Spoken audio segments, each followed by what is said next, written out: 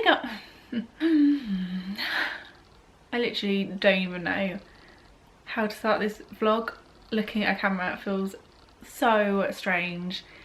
Like, what did I used to say? Was I like, hi guys? It just feels really strange. I haven't vlogged since the end of July, and I've been thinking about filming a video again for a really long time. Oh, this just feels really strange. I got to a point where vlogging felt really natural, and now this doesn't feel natural. I wanted to film this vlog, and if I'm honest, I've already been filming for a minute and I've like not said anything. If I'm really honest, I don't even know if I'm gonna have uploaded it. I just thought I would film it, have a go at editing it, and then see how I feel about it. So I've also made notes in my notepad because I feel like I've got a lot to say and I'm gonna like forget it all and or start waffling, which is pretty much what I'm doing right now. I just thought I'd explain where I have been for the last few months because I haven't been on YouTube. The reason I thought I would film it is because a few people have left me nice messages kind of asking where I am and hoping that I'm okay. I posted a few little things on Snapchat so people know that I'm probably not that well, and to be honest, in the last few vlogs back in the summer I'd said that I was starting to feel a bit poorly, so I think people kind of knew that something was wrong. Back at the start of August we found out that my cancer had come back. If you've been watching for a long time, I know I don't have heaps of viewers, but I do have a few lovely people who left me nice messages who obviously watch the vlogs and will probably know that 7 years ago I had skin cancer, so I had a mole removed. I was very, very lucky with the whole thing because it was over and done with quite quickly and I was given the all clear. I will link the video down below where I talk a little bit about that whole story if you want to know a bit more about all of how it all sort of started. And I never for one moment thought that I would be sat here in this position and it would find its way back into my body. I had gone for a few blood tests. I've been seeing my GP. Things got progressively worse and I ended up in A&E. I was admitted to hospital for a couple of nights whilst they found out kind of what was wrong. I had scans. They thought that I needed my gallbladder removed. They thought I had gallbladder stones. I think that was what it was.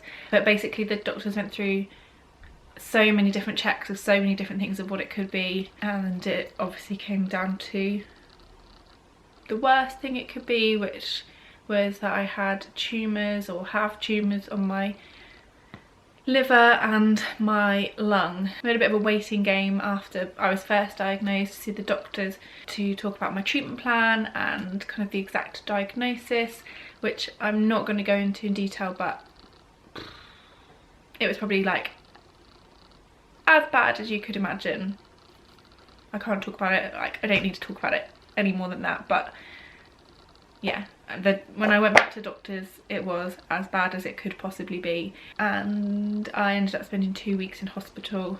There was various things. My liver was so bad, and I started treatment, which I went through a phase of having like blood transfusions and monitoring my temperature really closely because it had gone up. I had ECGs, I had blood tests every day, you name it. I feel like I had it. I felt like a pincushion by the time that I came out of that place. But do you know, I cannot fault my doctors and nurses. They were all amazing. They're all still amazing. And throughout all of this so far, I want to say a big thank you to the NHS because they've been amazing. I had to make a very, very quick decision as to what I wanted to do to try and fight this cancer whilst I was in hospital. So I am currently undergoing a course of what's called immunotherapy.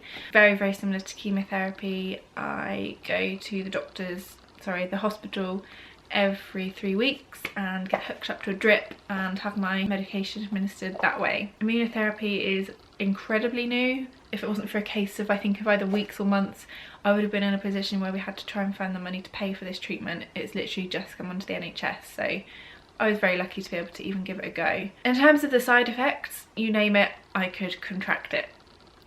And it was all made very clear and very scary. Oh no, the battery's flashing, I don't know where the charger is.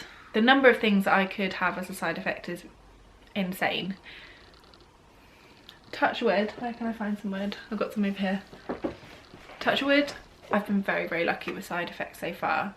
I started treatment on the 19th of August, so I'm quite a way in now. I I'm about to have my 4th round. In fact, I'm planning on uploading this, if I upload it, on the same day that I'm having my 4th round of treatment. Then I will start to increase the frequency. At the moment I have it every 3 weeks, and then I'll start having it every 2 weeks. I think that's as much as I need to go into talking about kind of the medical side of things, apart from the fact that we were finally given some, we can't play up because there's such a long way to go, but we were given an inkling of good news very recently, in that I no longer have a tumour on my lung, and the tumours, which were pretty big, on my liver have reduced in size considerably. So there's a tiny little bit of good news in this, but it's nice to have something positive, but I'm trying to focus on the fact that there's still a long way to go, and the doctors have made that clear. And we don't know what the plan is. We don't know how long it's going to take. We don't know if I'll need to have other rounds of different treatments and operations. I don't know. We don't know anything. We just have to see how it goes. It's been really strange being off work.